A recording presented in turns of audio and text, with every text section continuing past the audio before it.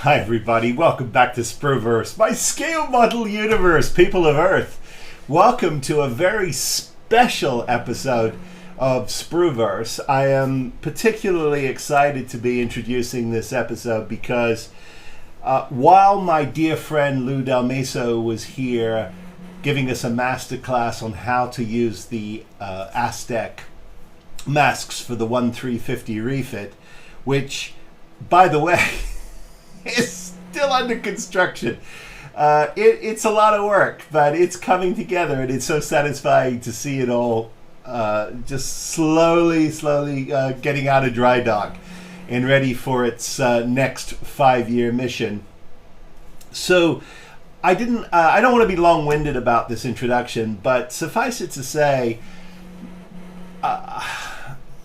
about 9 years ago, when I discovered Lou's channel and started watching him building, I realized that I wasn't just watching an avid model maker building another model. I realized I was watching a true artist, and I don't say that lightly.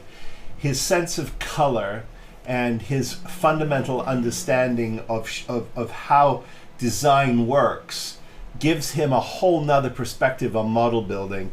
You throw in his kindness, his patience, and his incredible ability to solve most problems that come his way. And the net result is, if you ever get an opportunity to see one of his creations up close, you'll know why I'm just an absolute devotee. And I'm so honored to be able to call him a friend.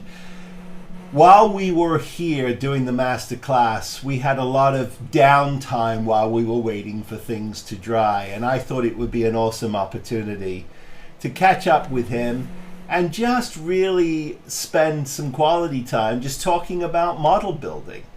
And so it was very raw and it was very off the cuff, but I think it's well worth it, and I hope you enjoy it. It's about 45 minutes, so there's plenty of subject matter there, and there's really some really meaty stuff about how to and things of that nature. So without further ado, please enjoy a chat with Lou Dalmaso. So we have laid down the second color, so we're getting lighter. And then we're going to let this dry, and we'll put the final mask down, and then the lightest color, and that will complete the strong back. But while that is happening, and I have Lou calling, I thought we'd have a chat. Okay. What would you like to chat about? Well, there's a couple of things I actually want to chat about, and that is you know, I am just curious. I know you talk about when you choose a model to film. Mm-hmm. Sometimes you don't know what you're going to do from one week to the other. You don't like to do that. You sort of are a little free flow. But there's also a method to your madness, because I think sometimes you say, well, I'm done with cars for a while, or I'm done with starships for a while. Right. And that's just personal preference. It is. I can get tired of doing gray upon gray upon gray, and I got to do something with some color. And then right after I pick up an Irwin Allen project, it's like I cannot look at another orange thing. Right. So I'll put the orange things aside, and that will dictate. Or if I haven't done a figure in a while, right. Or if I haven't done a robot in a while, and I've done a couple, and then sometimes, you know, it's circumstances beyond my control. Like a new model will come out that I need to make masks for. Right. So I have to jump on that. I was going to build it anyway. I will not make masks for a project that I have no interest in. Okay. And so, like something like the Havoc Marauder comes out. Right. Now, I would have built the Havoc Marauder anyway, but it's brand new. We've got a reason to make masks for it. Right. So that gets pushed up in line. Right. It's as simple as that. I try not to have too much of a plan. It's how I feel on Sunday night as far as what gets picked off the stash Monday morning. Right. But unless there is some screaming, crying need for it, it's dealer's choice. Now, other than chores and personal calendared requirements, are you in your shop 7 days a week? Yes. Well, no. I mean, I take my weekends off. You do? I do. I take off, unless I'm in the middle of creating masks on a deadline for a project. But I will be 9 to 5 or, 8 to 4, Monday through Friday. I'll be on the workbench. Fridays I try to finish up by 4 so that gets me time to chop the video together and get it posted Friday night.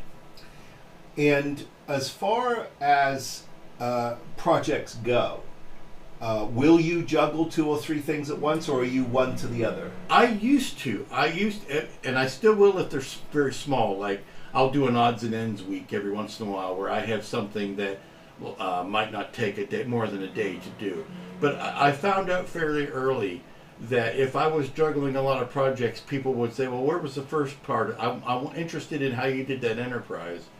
Where was the first part of that? Right. So I realized if it's a project that has any meat at all, any substance at all, then that's the only thing I'm working on that week. And I try to keep all of those in a playlist together so you can easily digest the whole thing. And and forgive me, because this is just coming from someone who's definitely wants to learn. But you've opened the box. Mm-hmm. It's a Mobius model. It's a polarized model. I'm just saying, you open the box. You always say, meet the parts. Meet the parts. And so what you really are doing is you're taking an inventory of everything and you're trying to figure out what's there. What's there, if there's anything wrong, broken, needs replaced. I check the fit. If it's a resin kit, I'm definitely checking inventory to make sure all the parts are there. Also to confirm that I still want to do it. Right. But you also, aren't you doing something else, which is a strategy in terms of pre-builds and what can be pre-built and painted or... Yeah, because instructions are for the weak-minded. Right. I prefer to... Which is why I use them. I like to go through and do what I call left and righting. If you're building a car, the engine block is left and right. Well, I can go ahead and get those parts together even before I prime, because there's going to be a seam that I can be sanding and then prime that all at one chunk. But that kind of, it gets it down from 100 pieces to 50 pieces, and that's easier to wrap my head around. Now, you're priming on the sprues? No, unless it is tiny detail. Okay. I generally will do the left and righting and then prime those. If it is, what's a good example of something I would prime on the sprue? There was, when I was doing some of the Galactica, the Viper kits, there was a lot of small detail, and that it was easier to prime on the sprue. Generally now, these days, I'll prime sub-assemblies. Okay. And when do you, is there a rule of thumb for assembling a unit before it's primed and then it's all painted at once? Is there a rule of thumb, or is that just catch as catch can based on what you're building? Most of the time it's based on what I'm building. If it's like an engine block, I might put the whole engine together, but not the fan blade. Okay. Or not the carburetor on top. Or if I'm doing a starship, I might do. If I'm doing the shuttlecraft, I will do both. I'll do the left and right half of the nacelle, sand that all up, and then prime it. Okay. Rather than priming the halves and then doing it. Right, because the interesting thing about a nacelle is if you're lighting it, you are priming 2 separate parts, and you can't put it together until you've got your lights in there, obviously. Depending on how it's designed, I can also, when I'm evaluating and meet the parts, I'm thinking, okay, can this be lit? How hard is it gonna be to light it? Do I need to drill any wire access holes to chase wire through? And I'll try to do that before I prime it. Right. Try to get what I call the manhandling of the parts. Yeah. If I'm going to carve anything away, I try to do that before it's primed. Right. But if it's in a cell and I'm thinking, okay, well, even if I glue both halves together, I can still snake a wire down through it, I'll go ahead and glue them together. In your recent memory, is there a kit that just simply had to be cut into, or it had to be something had to be scratch built to it in order to make it to light it? Is there anything that comes to mind? Kits these days are more and more engineered. Even if they don't come with light kits, they're more and more engineered to be lit, and that's smart on the model company's part, as far as making it available to light. Even if, like I say, even if they don't provide the lights. Was there something that I had to cut into to make it lightable? Not the Grissom. That 1000 Grissom. That was geared for lighting. That was pretty well set up for lighting. Okay. I'm trying to think of something I had to cut into. Not necessarily a fair example because it wasn't a commercial kit, but I had to do some adaptations to get the Eagle 5 to light. Right. So I had to cut wire chases to lay the wiring down, to putty over the wire, but that was nobody's fault because it wasn't a commercial kit. Yeah. Now I just noticed I got an email from Keith at Cosmic Models. He's offering it as a kit. Yeah. That's pretty cool. Yeah. And he's even got figures now. Yeah, the figures that was kind of it's one of those, it's a TARDIS figure. Yeah. They're bigger on the inside than they are on the outside. It's one scale on the inside and another scale on the outside. But he's got some in the sitting position. Right. He's got a Barf and he's got a Lone Star that are seated. Yeah. So I obviously on the channel I built the Golden Armor resin kit, which is no longer available. I found it, scrounged for it, and then you started the whole ball rolling. I started the whole ball rolling, but I'm kind of itching to. I've got all the STL files. Right. I just need to pick up from Keith the figures. I'm sort of itching to build it again. Well, that's good. That's good. I mean, I built a 1000 scale Enterprise D, which is no longer available. Yeah. And I would love to do that again because there are things I learned that I would definitely do differently and better. Well, it's a funny experience because recently I built the Lost in Space pod on. And I did not tell my subscribers this, but my dog came in here and ate my homework. I mean, it was awful to have to start again. But there was something weird about that. Like, I felt almost I don't know. I had this I sort of understood the kit a lot more. I had an approach, and it seemed to go a lot faster. Yes. I always say easier to do over than to do right. Never time to do it right, but always time to do it over. Right, and there's this weird feeling that I used to have about, I don't want to build that again. I've built it, but no, there's something actually kind of very therapeutic about. It's like visiting the old hometown. Yeah. But you really feel you get a lot of confidence when you do that. Yeah. So that's sort of fun. Anything big or any big projects or exciting things coming down the pipe that you're sort of waiting for? I know that there is a Kronos 1 version of the Katinga that's coming out for round 2. Yeah. Now, how is that going to be different? There are different body details to it. There's going to be the difference between the filming models was they threw truckloads of photo etch on it, right, to filigree it up and they changed some details on the cells. That all is going to be ported over to the 350 scale. Right. I do not know if the kit is going to have those details molded in, or whether there will be photo etch to add to the kit. Will Paul be adding? I can't speak for Paul. I don't know. I know he's itching to get a kit just like I am. Yeah. I have the Katinga mask set. I don't think there'll be a new mask set for I this? don't know, because it's certainly different colors, but I think the plate breakdowns are the same. Right. So instead of painting this red, you are painting it yellow, you would paint it red. With the Katinga lightning kit that they came out with, will that plug and play into this? I don't work for round 2. I just played it on TV. You did. No. No. I don't know if it would be any more or less elaborate than that because there's not anything functionally different about the Kronos one. It's all cosmetically different. But obviously, we're going to paint it differently, so we want it to look, like a different. It'll be in shades of gray and crimson as opposed to greens and tans. Right. Very cool. Well, that's exciting. Now, barring that, Hang on. and the phone rings. Hang on. I'm going to say. There. And barring that, there's also this huge TIE fighter coming out that I can't wait to get my hands on. When you say huge, what are we talking about? I think the ball's going to be about like that. Whoa. It's what they're calling studio scale. Wow. And I've seen pictures. The wing is going to be about that tall. From whom? From Round 2. Okay. Well, AMT, which is Round 2. Right. Yeah. It's all the same. Yeah. It's through their different licensing. Right.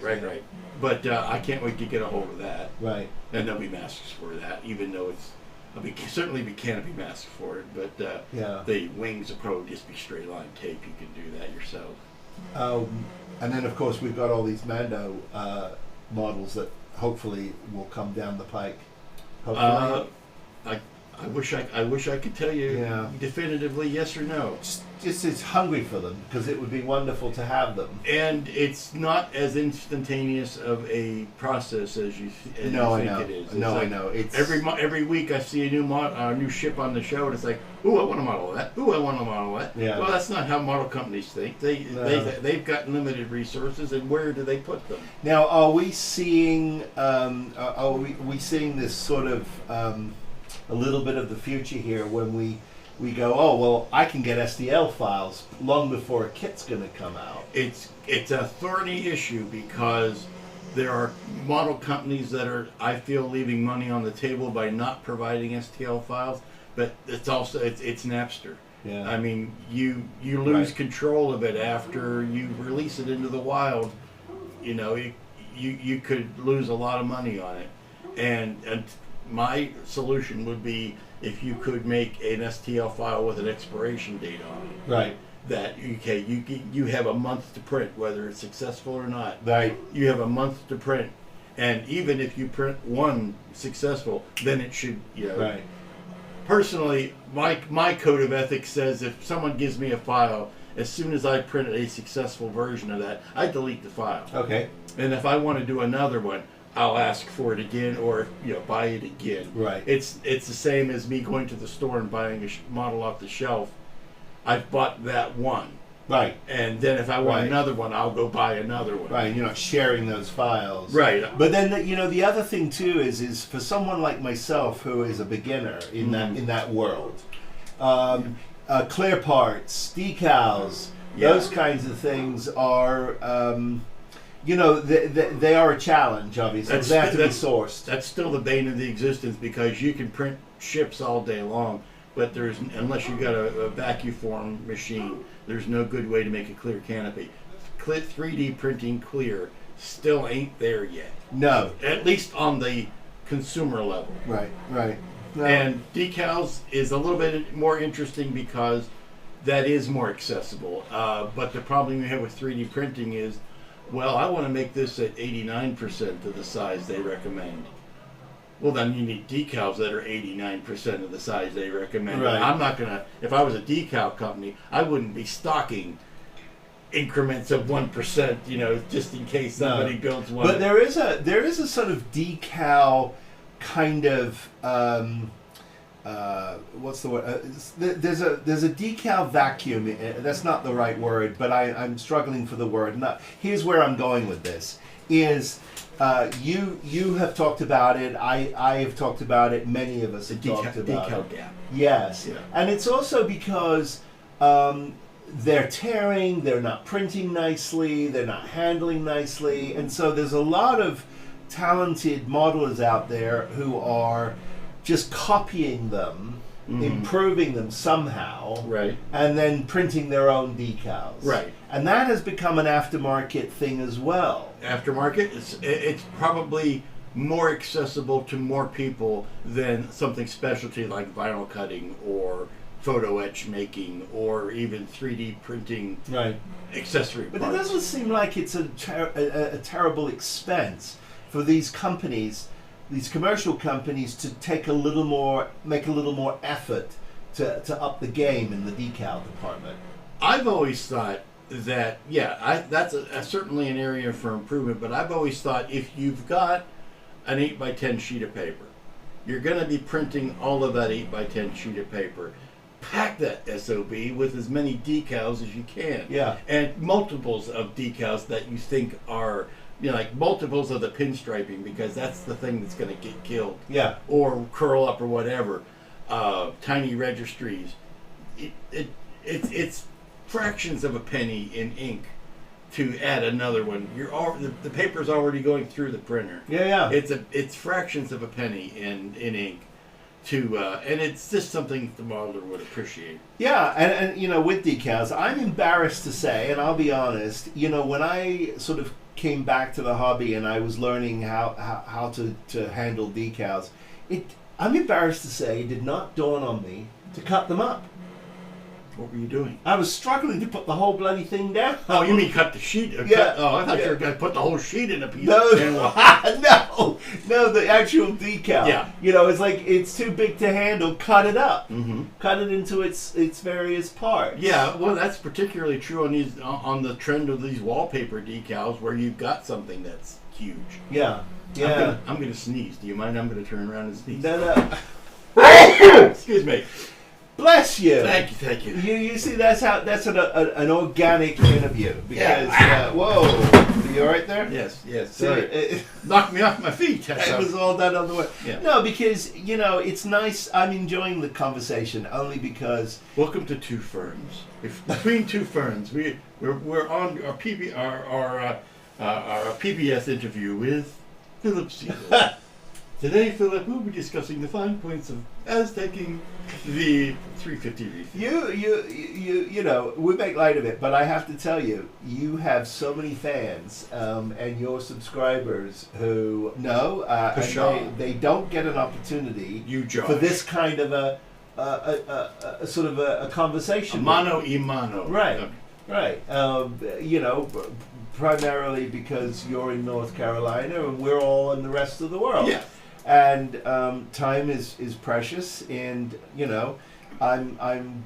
And this is marginally more thrilling than watching the paint dry. It is. It's marginally more thrilling. Marginally more thrilling. No, but I'm grateful because this is not as intimidating as I thought it would be. How do you eat an elephant, Phil? One piece at a time. One bite at a time. Yeah. And that's exactly that. How do you Aztek a starship? Right. One panel at a time. Well, but I will tell you that there's a lot of us out there, and I'm speaking for those who have not tackled this kit, that are, I would go in and out of, I'm going to decal the strong bag. It's so much easier to I mean, we talked about this. You could do it if you said I wouldn't begrudge anybody who wanted to do that. I mean, but for your first build, Azteking a saucer is more than enough. No, but there is something to be said for getting this down. It's more permanent. It's less likely to come up on you, silver on you over time, and it's more unique. I mean, you're choosing the colors. You're choosing where the panels go. Right. It's not going to.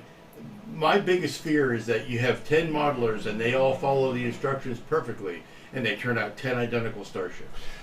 You know what's funny about it too, and I don't know why this is in my head, but it's just the way I think. Is family or folks who come over and look at my very modest collection of models.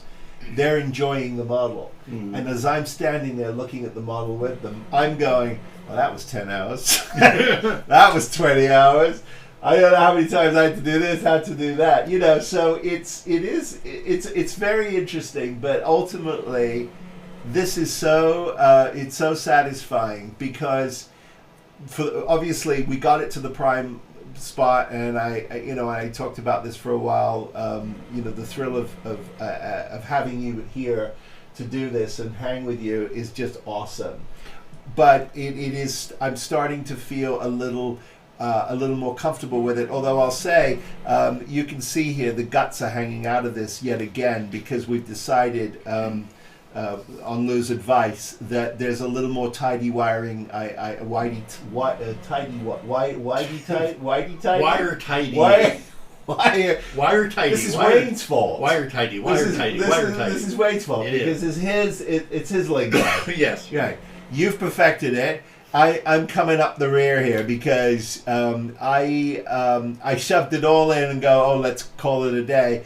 But this is the Trek Modeler lighting kit, and it does need a little TLC in terms of the origami-ness of getting it back in this kit, but which we will do. But Lou has pointed out to me a couple of things, so we've gutted it again, and we're going to do a little more shrinkage to some of these wires and seeing if we can't clean this up because of the wonderful things he does. The front of the deflector dish. The deflector dish. Thank you. The front of the deflector dish. You have a choice. I mean, obviously they want this loose so that you can put some magnets in it or something, and it can come and go. But this is a 3D printed part from Shapeways, and as detailed as it is and as beautiful as it is. These parts, these smaller parts here, they're hollow, and so I'm going to have to do some creative things with some epoxy putty to get some magnets in here. But I have to do that because if you're going to go with this, and you just glue this shut, you're done. And if it shorts or goes bad on you, you don't have any way of trying to get the light back on again, and that would be sad. Because it's an awful lot of effort. So that's another element of this. So tremendous amount of detail still to get this in shape. So we're at this is going to be part 9 or 10 that we're having this conversation. But we're probably going to go another 10 or 11 beyond that. To get this finished. So it's quite a journey, but I'm glad it's back on the bench. Okay, I think we're ready to put down some masks. I think we're ready to put down some masks. All right. Let me do the port side or the starboard side, and you will do the port side. Okay, so that'll be in a separate video. This is just the chat video, so we'll come back with that in just a few. It'll all be done when it's time. It'll all be done. I love it. I don't think that'll ever get boring for me, because it really is connecting with someone who genuinely is passionate about the hobby. And you'll be hard-pressed to find anybody as talented as he is. And I don't say that lightly. So I'm glad you were able to enjoy this with me. And we can now put this in the sprueVerse archives, and it'll be there for everyone to enjoy for as long as we can keep YouTube alive. So that's it. Anyway, thank you very much as always. If you like my content, please like and subscribe. If you are sort of just coming through and discovering this, you can send me an email. I'm sprueverse@gmail.com, or just drop a comment below. Follow my In the Weeds photo sessions. I usually take a photo a day if I'm building, and I put it up on Instagram. So go ahead and check that out, and you'll be able to follow along. Once in a while I post on Facebook, but not very often. So it's really Instagram, a little bit of TikTok, but mostly Instagram, and of course the channel. So there it is. Thank you again. As always, I wish all of you, please, be well, be safe, build something, and I'll see you next time. Take care, everybody.